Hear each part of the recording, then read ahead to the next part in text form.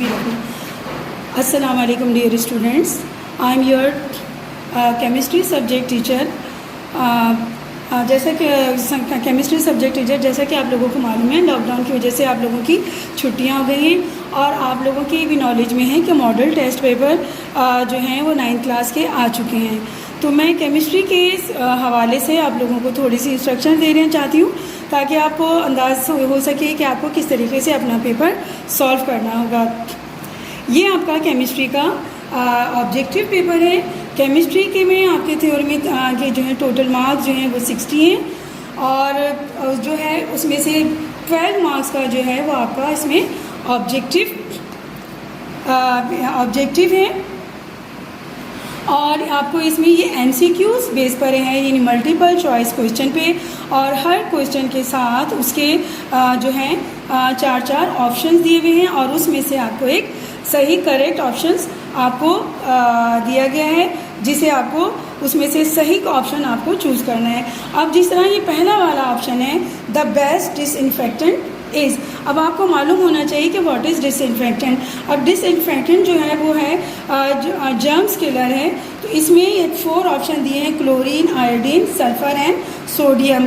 Chlorine आपको पता है मोस्ट कॉमन है, जो पानी को भी साफ करने के लिए हम क्लोरीनेटेड वाटर यूज़ करते हैं। तो इसमें जो है वो क्या है, क्लोरीन जो है वो आपका बेस्ट जो है वो ऑप्शन है। इसके बाद नंबर 2 है 44 AMU of carbon dioxide is equal to, अब इसमें ऑप्शन है molar mass, atomic mass, molecular mass and mass number. अब ये AMU जहाँ अगर G लिखा होता है तो ग्राम का होता है, तो अगर कोई मास ग्राम में शो की जाए तो वो हम उसे मोलर मास कहते हैं। लेकिन यहाँ पर जो है AMU लिखा है जिसका मतलब है एटॉमिक मास यूनिट है, तो ये जो है किस में होगा, ये आपका AMU से शुरू किया जाता है और ये है एटॉमिक मास। तो इसमें एटॉमिक मास जो है इसका करेक्ट ऑप्शन है। इसके बाद ये है दूसरा है the lightest particles among the following electron, proton, neutron and alpha. जो अब आपको मालूम होना चाहिए कि इलेक्ट्रॉन, प्रोटॉन, न्यूट्रॉन जो हैं वो एटम्स के फंडामेंटल पार्टिकल्स हैं और अब इसमें जो है उनके मास के हिसाब से उसमें सबसे लाइटेस्ट जो है वो कौन सा है, इलेक्ट्रॉन है। तो इसका हमारा करेक्ट आंसर जो होगा वो इलेक्ट्रॉन होगा। इसके बाद है number 4 which pair of element is chemically similar. अब यहाँ मुख्तलिफ 2 एलिमेंट दिए हुए हैं, जिस तरह पोटाशियम और क्रोमियम है, कॉपर और कैल्शियम है, फ्लोरीन और क्लोरीन है और नाइट्रोजन और ऑक्सीजन है। तो इनको जो है हमें इस लिहाज से जो है देखना पड़ेगा कि इनकी केमिकल्स या प्रॉपर्टीज़ जो हैं वो किसकी आपस में मिल रही है। अब इसमें फ्लोरीन और क्लोरीन जो हैं ये दोनों जो हैं वो क्योंकि हैलोजन से बिलोंग करते हैं तो जाहिर है इनकी प्रॉपर्टीज़ भी बड़ी हद तक क्या होगा वो सिमिलर है। तो इसमें करेक्ट आंसर जो है वो आपका फ्लोरीन एंड क्लोरीन है। इसके बाद है number 5 it is non polar molecules, hydrogen chloride, NH3, hydrogen and H2O।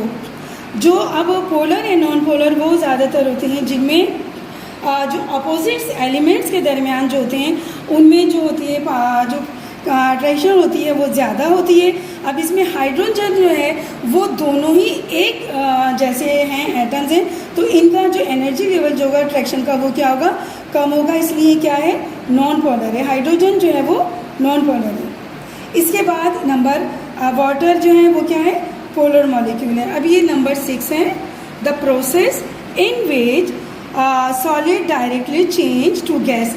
अब देखिए उम्मन ऐसा होता है कि सॉलिड जो है पहले लिक्विड में चेंज होता है, उसके बाद वो गैस में चेंज होता है। जो है अगर जो लिक्विड से गैस में चेंज होता है वो क्या कहलाता है, बॉइलिंग पॉइंट कहलाता है।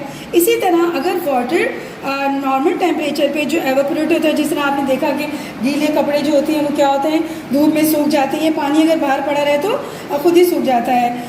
और दूसरा है मेल्टिंग पॉइंट, जिस तरह मोमबत्ती है वो क्या होती है, पिघलती है, वो मेल्टिंग पॉइंट कहलाता है। अब सब्लिमेशन इसमें ऑप्शन होगा, क्यों, इसमें ये पूछा गया है कि वो गैस से जो है और सॉलिड से डायरेक्ट गैस में कन्वर्ट हो जाता है। आपने देखा होगा उन घरों में नेफ्थलीन की वाइट जो है गोलियाँ जो है उसमें डाली जाती हैं कपड़ों में, और कुछ अरसे के बाद डिसअपियर हो जाती हैं। तो जो चीज़ सॉलिड अगर डायरेक्ट जो है गैस में कन्वर्ट हो जाए, that is called is sublimation. तो इन ऑप्शन में कौन सा करेक्ट है? सब्लिमेशन। इसके बाद है नंबर 7। नंबर 7 में फॉर्मूला ऑफ वॉशिंग सोडा है। अब यहाँ एक सोडियम कार्बोनेट है जिसमें 6 वाटर मॉलिक्यूल हैं। इसके बाद जो है सोडियम कार्बोनेट जिसमें 10 वाटर मॉलिक्यूल हैं। इसके बाद है सोडियम बाइकार्बोनेट, और इसके बाद है sodium hydro oxide.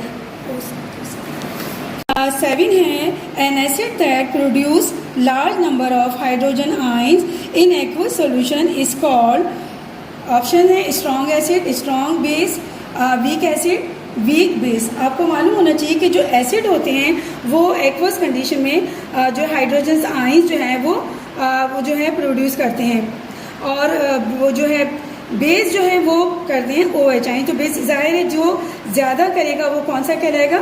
Strong acid कहलाएगा। अगर हाइड्रोजन आयन ज़्यादा प्रोड्यूस हो रहे हैं तो वो कहलाएगा स्ट्रॉन्ग एसिड। इसके बाद देखिए ये है 281 is the electron configuration of magnesium, sodium, calcium and potassium.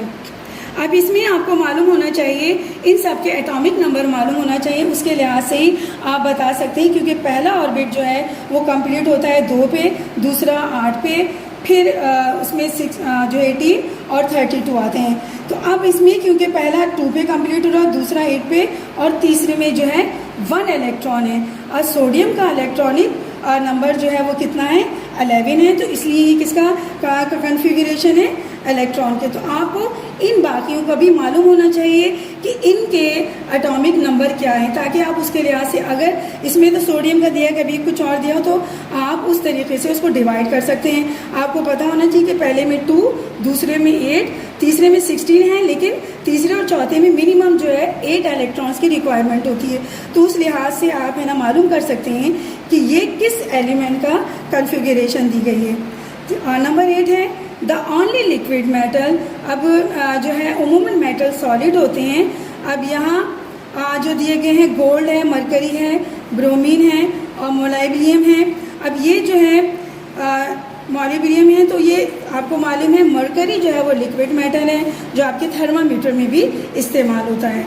इसके बाद है यहाँ कार्बन का देखिए वो दिया गया हुआ है हैज़ द न्यूट्रॉन। देखिए आप जो है कार्बन का जो एटॉमिक नंबर 6 है और एटॉमिक मास जो है वो 12 है, लेकिन तो उसके लिए ये जो दिया गया है उसमें जो है ये आइसोटोप है। आइसोटोप में जो है इलेक्ट्रॉन प्रोटॉन की तादाद तो सेम होती है लेकिन न्यूट्रॉन ज़्यादा होते हैं। तो अब अगर आप इसमें से 14 में से 6 माइनस कर देंगे तो क्या आएगा? 8 आएगा। तो इसका करेक्ट आंसर 8 होगा।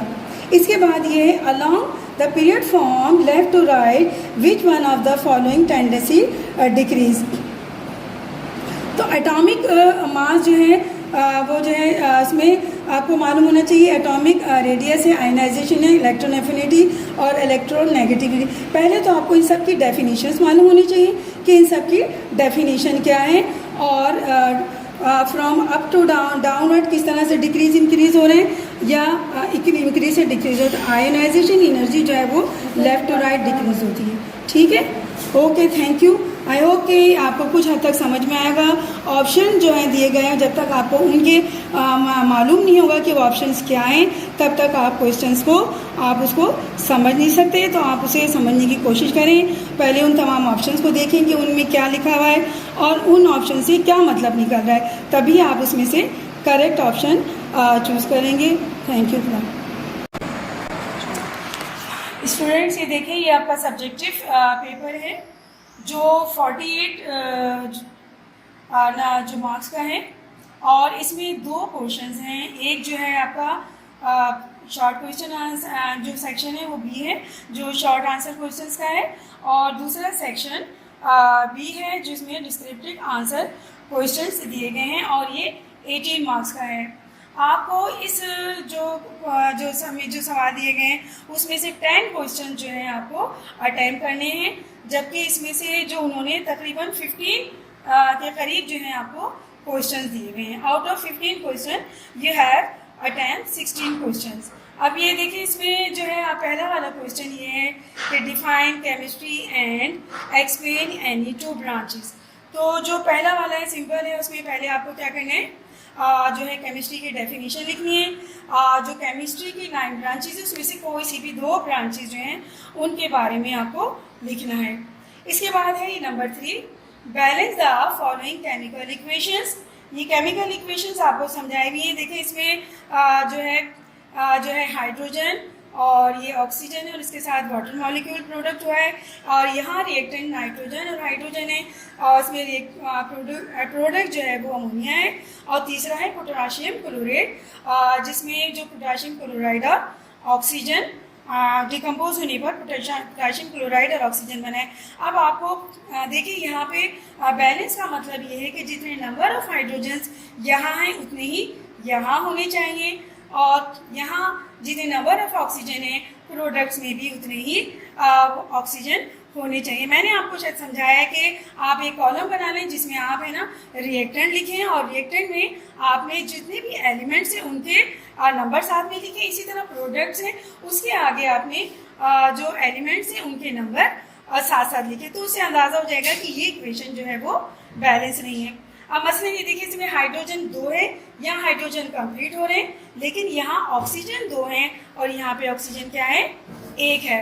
तो उस सूरत में जो है इसका मतलब ये कि ऑक्सीजन जो है वो आपका कंप्लीट नहीं हो रहा। अगर मैं यहाँ 2 लिख देती हूँ, ऑक्सीजन तो कंप्लीट हो जाएगा, लेकिन हाइड्रोजन जो है वो फिर ज़्यादा हो जाएंगे, यानी हाइड्रोजन 4 हो जाएंगे। तो अब मुझे क्या करना है कि मैं यहाँ पे तो 2 लिख दे रही हूँ, तो उससे ऑक्सीजन कंप्लीट हो गया, और हाइड्रोजन को कंप्लीट करने के लिए मैं रिएक्टेंट में क्या करूँगी, 2 हाइड्रोजन और बढ़ा दूंगी। तो अब यहाँ हाइड्रोजन कितने हो जाएंगे, 4, ऑक्सीजन 2, तो अब ये बैलेंस हो जाएगा, यानी 4 हाइड्रोजन और 2 ऑक्सीजन एटम। ठीक है। इसी तरह ये दूसरी देखिए एग्जाम्पल है नाइट्रोजन और हाइड्रोजन की। अब इसमें नाइट्रोजन जो है वो आपके 2 दिए गए हैं और हाइड्रोजन कितने हैं, 2, यानी रिएक्टेंट जो है उसमें 2 नाइट्रोजन है और 2 हाइड्रोजन है। लेकिन अब जब आप प्रोडक्ट्स देखते हैं तो इसमें नाइट्रोजन 1 है और हाइड्रोजन के जो नंबर ऑफ हाइड्रोजन है वो 3 है, तो इसका मतलब ये कि बैलेंस नहीं है। अब अगर मैं यहाँ 2 कर देती हूँ तो क्या होगा, हाइड्रोजन तो 4 हो जाएंगे, और लेकिन अब मैं यहाँ बढ़ा दूंगी तो यहाँ हाइड्रोजन कितने हो जाएंगे, 6 हो जाएंगे। तो इसलिए मुझे अब इसे बैलेंस करने के लिए क्या करना होगा, यहाँ मैं 3 कर दूंगी, तो क्या हो जाएगा, ये यहाँ जब 3 कर दूंगी तो ये जो है, और यहाँ पे मैं लिख दूंगी 2, तो इस तरह नाइट्रोजन भी कंप्लीट हो गए 2, और 2 3 6 हाइड्रोजन भी कंप्लीट हो जाएंगे। इसी तरह यहाँ पोटेशियम क्लोराइड है। अब यहाँ ऑक्सीजन 3 है और यहाँ ऑक्सीजन 2 है। पोटेशियम और क्लोरीन तो दोनों कंप्लीट हो रहे हैं, लेकिन ऑक्सीजन जो है वो यहाँ पे बढ़ रहे हैं। तो मैंने क्या किया, यहाँ पे ऑक्सीजन 2 कर दिए और यहाँ पे भी मैं 2 लिखूंगी, तो पोटेशियम और क्लोरीन दोनों कंप्लीट हो जाएंगे। लेकिन अब ऑक्सीजन जो है वो कितने हैं, 2 हैं। ऑक्सीजन यहाँ पे 6 हो रहे हैं, क्योंकि 3 to the 6, तो मैं यहाँ 3 लिख दूंगी, तो क्या हो जाएगा, ये 3 to the 6। अब ये आपकी समझ में आया होगा कि किस तरीके से जो है नंबर्स ऑफ एलिमेंट जो हैं हम रिएक्टेंट में और प्रोडक्ट में बराबर रखते हैं। इसके बाद है number 4 question, define chemical reaction and explain decomposition reaction with the help of an example. अब यहाँ देखिए आपको केमिकल रिएक्शन की डेफिनेशन करनी है, और उसके साथ जो उसकी मुख्तलिफ टाइप्स होती हैं, जो 5 हैं आपकी बुक्स में, तो उनमें से आपको डिकम्पोजिशन जो है वो आपको जो है रिएक्शन के बारे में लिखना है। अब केमिकल रिएक्शन आपको मालूम होना चाहिए, केमिकल रिएक्शन क्या है, कि ये केमिकल रिएक्शन वो है कि जब एलिमेंट कंबाइन होकर या तो कोई कंपाउंड बनाते हैं, या उनकी डिकम्पोजिशन होने के बाद जो उनके एलिमेंट जो हैं वो अलग होते हैं। तो अब इसमें से जो है, अब आप देखिए इस डिकम्पोजिशन रिएक्शन आपको मालूम होना चाहिए कि ये वो रिएक्शन है जिसमें जिस तरह यहाँ पोटेशियम क्लोराइड क्या है, डिकम्पोज हो रहा है पोटेशियम क्लोराइड में और ऑक्सीजन में, तो ये कौन सा रिएक्शन है, डिकम्पोजिशन है। तो इसी तरह आपको डिकम्पोजिशन रिएक्शन की डेफिनेशन लिखनी है और उसके साथ एक एग्जाम्पल लिखनी है। नाउ नेक्स्ट जो है वो है calculate the number of moles in 50 grams of H2O।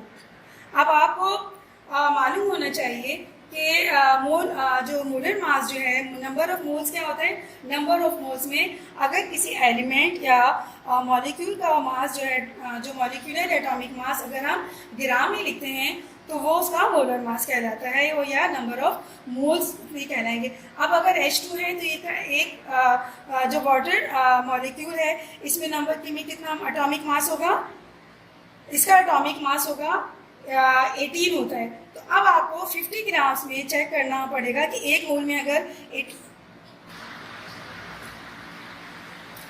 एक मोल में 18 जो होते हैं एक वाटर 18 मॉलिक्यूल जो होता है एटॉमिक मास में, यानी इसमें एक मोल में 18 होते हैं। तो अब आपको मालूम करना पड़ेगा 50 ग्राम्स ऑफ वाटर में, ये आपको फॉर्मूले के जरिए पढ़ना है। नंबर ऑफ मोल्स का जो फॉर्मूला है वो लिखना होगा कि वो जो है mass of the substance and mass of the जो है total mass of the atomic mass, वो लिखना होगा। यानी मास ऑफ सब्सटेंस जितना 50 है और जो मोलर मास जो है वो कितना है, वो है 18। तो आपको 18 से 50 को डिवाइड करेंगे तो आपका नंबर ऑफ मोल्स आ जाएंगे।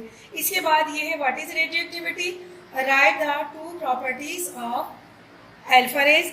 इसमें आपको रेडियोएक्टिविटी की डेफिनेशन लिखनी होगी और रेडियोएक्टिविटी में जो 3 रेज होती हैं अल्फा बीटा और गामा रेज, उसमें से 2 प्रॉपर्टीज आपको अल्फा रेज की लिखनी होगी। इसी तरह 7 क्वेश्चन नेक्स्ट है, write down the characteristic of group 7A elements. Periodic table में जो एलिमेंट्स हैं, पीरियोडिसिटी जो है उसमें आप देखिएगा जो है उसके अंदर जो है ये सारे ग्रुप दिए गए हैं। अब आप देखिएगा कि इस ग्रुप में जो 7th ग्रुप में उस एलिमेंट्स की क्या कैरेक्टरिस्टिक्स हैं वो लिखनी होगी। इसी तरह if an elements contain 2 shells only and its outer shell contain 5 electron periodics its group and periods, also write the names of the elements। आपको पता है कि जो ग्रुप्स होते हैं और जो पीरियड्स होते हैं वो आपके उसमें दिए गए हैं, उनको जो है आपने देखना है कि वो हॉरिजॉन्टल जो ग्रुप्स हैं उनमें चेक करें कि ये जो एलिमेंट्स हैं उसमें जो दिया गया है शेल में, अभी बताया कि हर शेल की एक लिमिट होती है, पिछले उसमें बता चुकी हूँ सोडियम का कि पहले शेल में 2 आते हैं, दूसरे में वो आते हैं। तो वो आपको इस तरीके से जज करके देखना होगा कि ये कौन सा एलिमेंट है। इसी तरह नंबर 9 है, right 3 differences between covalent bond and coordinate covalent bond. इसमें जो है आपको पता है बॉन्ड जो है जब एलिमेंट कंपाउंड से मिलने का शेयरिंग से या ट्रांसफ़र होने से या वन साइड शेयरिंग करने से बॉन्ड बनते हैं। तो अब कोवेलेंट बॉन्ड जो है वो शेयरिंग ऑफ इलेक्ट्रॉन्स हैं और कोऑर्डिनेट बॉन्ड जो वन साइड शेयरिंग ऑफ तो इसकी जो डिफरेंसेस हैं वो 3 आपको लिखने होंगे। इसके बाद ये define the following, molarity, diffusion और मेटालॉइड्स। ये 3 डिफरेंसेस दिए गए हैं, मोलरिटी का, डिफ्यूजन और ये मेटालॉइड्स का। मेटल जो होता है नॉन मेटल और मेटालॉइड्स होता है। मेटालॉइड्स वो होता है जिसमें दोनों की प्रॉपर्टी सेम होती है। डिफ्यूजन जो होता है वो एक मॉलिक्यूल्स का दूसरे जो है मॉलिक्यूल्स के अंदर मिल जाना, वो डिफ्यूजन कहलाता है। तो ये कम जो फास्टेस्ट होते हैं, जो लाइटेस्ट होते हैं उनकी डिफ्यूजन ज़्यादा होती है, वो कम से हाई की तरफ बढ़ जाते हैं। इसी तरह मॉलिक्यूल मोलरिटी जो होती है वो सॉल्वेंट जो है उसके बारे में कि कितने सॉलिड जो है 100 या 1000 में डिजॉल्व होते हैं, उसकी डेफिनेशन लिखनी होगी। ये आपका सॉल्यूशन इन सॉल्वेंट सस्पेंशन में है इसकी। इसके बाद define pH, calculate the pH of 0.1 MHCl। ये पीएच जो नेगेटिव जो है हाइड्रोजन आइंस का है, तो ये आपको इसमें मिलेगा पीएच एसिड बेस, उसमें ये आपको न्यूमेरिकल के जरिए इसको सॉल्व करना होगा। इसके बाद है write down 3 uses of baking soda. Salt की मुख्तलिफ किस्में, बेकिंग सोडा सोडियम बाइकार्बोनेट है, इसकी आपको प्रॉपर्टीज लिखनी होगी। इसके बाद है डबल सॉल्ट। डबल सॉल्ट का मतलब ही 2 सॉल्ट हैं, उसमें वाटर मॉलिक्यूल भी साथ में होते हैं। तो इनके जैसे जो होता है एलन जो है वो जो है वो डबल सॉल्ट है। तो आप देख लीजिए उसमें मॉलिक्यूल और नंबर ऑफ वाटर मॉलिक्यूल्स भी। इसके बाद है ये वाला क्वेश्चन है, define electrolysis and right any 2 advantages of it. Electrolysis क्या है कि इलेक्ट्रिसिटी के जरिए किसी जो है एलिमेंट्स को जो है हम उसको इलेक्ट्रिसिटी के ज़रिए इसको इलेक्ट्रिसिटी को वो उसके डिवाइड करते हैं। और जो इलेक्ट्रॉन स्पर्ट उसको किसी एलिमेंट को जो है इलेक्ट्रिसिटी के ज़रिए हम उसको डिवाइड करते हैं। उसको इलेक्ट्रोलाइसिस करके नतीजे में वो ये होता है कि वो ब्रेक हो जाता है एलिमेंट्स, और उसको फिर हम किसी एक इलेक्ट्रोड्स पर जो है हम जमा करते हैं। जिस तरह वो जो होता है इसमें एक इलेक्ट्रोलाइट होता है, इलेक्ट्रोलाइट से इलेक्ट्रोलाइसिस पास की जाती है, तो वो अपने आइंस में टूट के जो होता है अपने रिलेटेड इलेक्ट्रोड्स की तरफ बढ़ जाता है। और इलेक्ट्रोड्स जो होते हैं वो मेटल्स के होते हैं, जिस तरह एल्युमिनियम और कॉपर वगैरह जो है ये इसी तरह इलेक्ट्रोलाइसिस के ज़रिए हम इसको अलग करते हैं। और दूसरी ये होता है कि कोटिंग जो की जाती है एक एलिमेंट पे दूसरे एलिमेंट पे, यानी तांबे पे चांदी की कवरिंग चढ़ा दी जाती है, यानी चीप एलिमेंट पे कॉस्टली चढ़ाई जाती है। ये इसके एडवांटेजेस हैं। एक तो हम एलिमेंट्स अलग कर सकते हैं प्योर कंडीशन में, और दूसरा हम एक एलिमेंट पे चीप एलिमेंट पे बेसर पे एक्सपेंसिव एलिमेंट की कोटिंग करते हैं, जो जिसकी वजह से वो ज़्यादा अच्छा मालूम होने लगता है। और इसके बाद एक तीसरा है write down on combination of the following scientist. अभी मुख्तलिफ साइंटिस्ट हैं जिनका कंट्रीब्यूशन है। Jabir bin Hayyan, Al Razi, Robert Boyle. Jabir bin Hayyan को फादर ऑफ केमिस्ट्री भी कहा जाता है, कीमिया का, और उसने एसिड्स जो है लेड एसिड, सल्फ्यूरिक एसिड और एसिड जो है उसने बनाया। इसके अलावा वो मेटल्स को भी जो है उसको अलग करने की उसने तरीके बताए, तो उसका काफ़ी केमिस्ट्री में कंट्रीब्यूशन है। और अल राजी ने जो है वो मालूम की थी कि एनेस्थीसिया के लिए उसने जो है ओपियम को यूज़ किया था। और इसके अलावा लिविंग थिंग्स और नॉन लिविंग थिंग्स को भी उसने अलग किया था इसमें। तो ये आप इसका कंट्रीब्यूशन लिखेंगे। इसी तरह रॉबर्ट बॉयल जो है father of new modern chemistry है, और इसके बारे में जो है आप पढ़ेंगे। इसके बाद है राइट 3 जनरल कैरेक्टरिस्टिक ऑफ ट्राइमेथन एलिमेंट्स। ये भी पीरियोडिसिटी जो चैप्टर है 6 उसमें मुख्तलिफ एलिमेंट्स दिए गए हैं और उनकी प्रॉपर्टीज़ दी गई है। तो ये आप ट्रांजिशन एलिमेंट्स की प्रॉपर्टीज़ पढ़ें उनकी। Okay, thank you.